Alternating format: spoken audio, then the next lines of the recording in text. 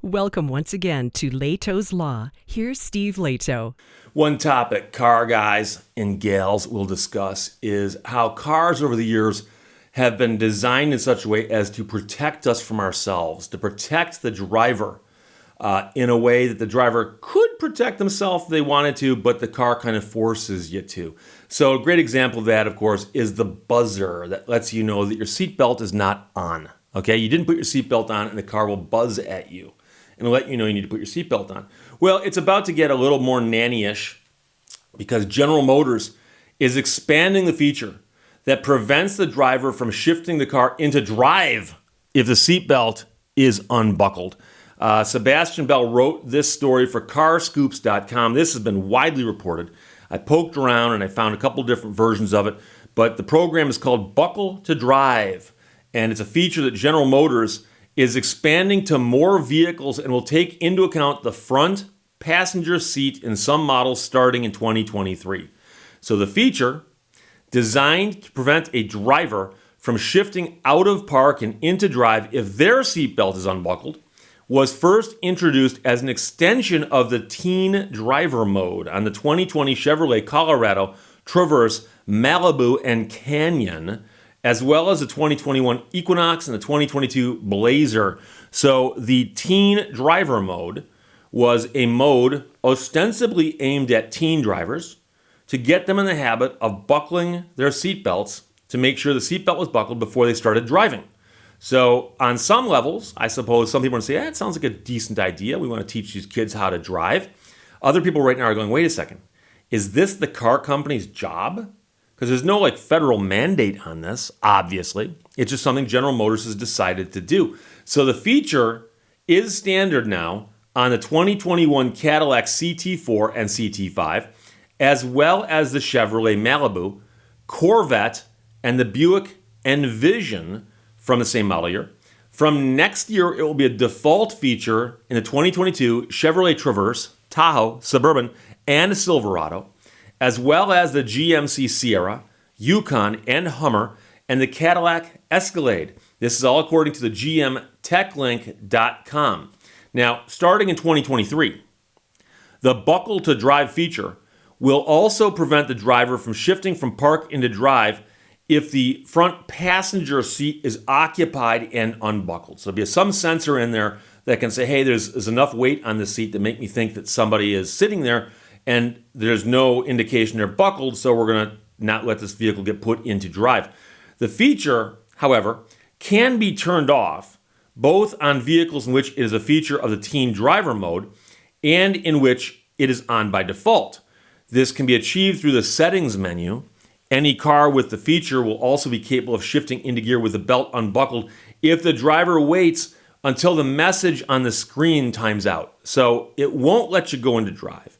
And a screen is going to tell you, I don't think you should do that. You need to put your seatbelt on, And then once that screen gives you the message, then apparently you can put it in drive. Now, this shouldn't be too big of an inconvenience for the 90% of Americans who use their seatbelts, but you can guess the other 10% are going to wonder whether this is just a hassle. And of course, according to the National Highway Traffic Safety Administration, at 90.3% of Americans use their seatbelts. And they also estimate, and again, this is an estimate, but since 2017, seatbelts have saved an estimated 15,000 lives. So they're saying, hey, this is a good thing.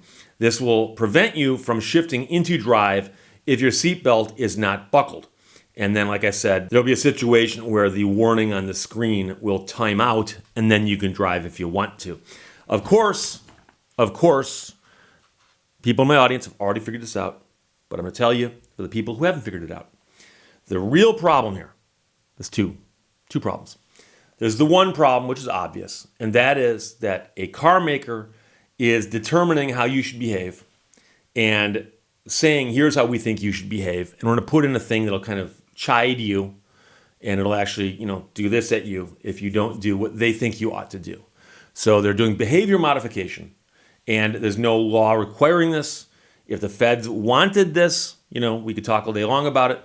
And, of course, for instance, seat belts. Okay, at one point in time, a lap belt was mandated. Then the shoulder belt was mandated. And these things are mandated by federal statute. But this warning feature is not a federal mandate. That's why only one company is doing it. And the question is if they think it's going to help sales somehow. I don't know. I suspect a lot of people are going to be upset by this, going, this is just too much. But the actual real problem here, okay, and again, you can feel differently about this than I do because, that's what opinions are all about. But I think there's two problems. One is the behavior modification attempt by a big manufacturer. Number two is to get this to work, there are going to be sensors in the car, and the sensors are probably already there, right? There's a sensor that can tell that there's weight on the seat. There's a sensor that can tell whether the seatbelt is inserted. And they've got all this stuff tied together to where the vehicle won't go from park into drive unless the seatbelt is in its place, being worn. Those sensors, as they often do, will occasionally go bad. So you're going to be out someplace with a 5-year-old car, one of these cars 5 years down the road, and you're going to put your seatbelt on and you're going to try to put it into drive and it won't go. And it won't go because something went haywire in the programming, in the sensors, in the wiring, in something. Now, you might say, but Steve, once that warning time's out, it'll let you put it in the drive. Assuming that works properly. And if you've owned many cars or worked in a gas station or someplace they worked on cars or a car dealership service department, you'll know this is true. That any time they put something in a system where this switch can cut this thing out on certain occasions, that switch will occasionally go haywire and just cut it out on all occasions. And it might be that you can't get it out of park and it's stuck there because one of these sensors malfunctioned or something malfunctioned in that system. So somewhere down the road, there are going to be, I guarantee this, there are going to be vehicles from the list I just read you where you're going to have the vehicle, you can't get it out of park, and it's because of a malfunction in that system. And I'll liken it to this. Cars have heated seats nowadays. You can get a car with a heated seat, okay? Well, if you don't like the heat on, you turn the heat off. You get in your car one summer day and the seat feels really, really hot. Your heated seat is on. You go to turn it off, it won't turn off.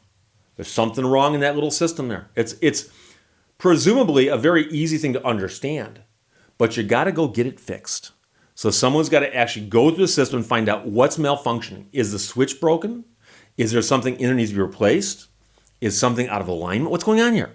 And so I'm convinced of this, and I guarantee it. A couple years down the road, with enough of these vehicles on the road, there are going to be examples of people who are going to say, I put the seat belt on, can't get it out of park. And they're going to say, oh yeah, one of these sensors went bad. That happens. Fuse in the system blew or something. Something went wrong with that circuit, and you can't get it out of park. And of course, if you can't get it out of park, you can't drive it to the dealership to get it fixed. You got to call somebody with a flatbed to have them take the vehicle to the dealership to get this weird thing fixed. That's an attempt at behavior modification that's not required by federal law. So, if I really wanted to buy a vehicle and it came with this and I had no choice in the matter, I'm not sure how offended I would be until it malfunctioned. Then I'd be very offended. So, they're not all going to malfunction. I might get one that doesn't malfunction. You might also. In which case, not a problem at all. But I'm simply pointing out, I'm once again, I'm being Nostradamus here. I'm letting you know this is going to happen on the road, guaranteed. So the first thing to understand is that this feature is coming. The second thing to understand is it's basically just behavior modification by General Motors. And the third thing is it will malfunction somewhere down the road, and you're going to be yelling at your steering wheel because it's the closest thing to your face with a GM emblem on it. Probably a Chevy, but it could be a Cadillac. So GM's Buckle to Drive is coming. It's expanding. GM expanding feature that prevents drivers from shifting into drive if the seat belt is unbuckled. Sebastian Bellroder for carscoops.com and Philip sent it. Thanks a lot. Questions or comments, put them below. Let's talk to you later. Bye-bye. Thank you for watching Lehto's Law. You know what happens when you step on a grape? It lets out a little whine.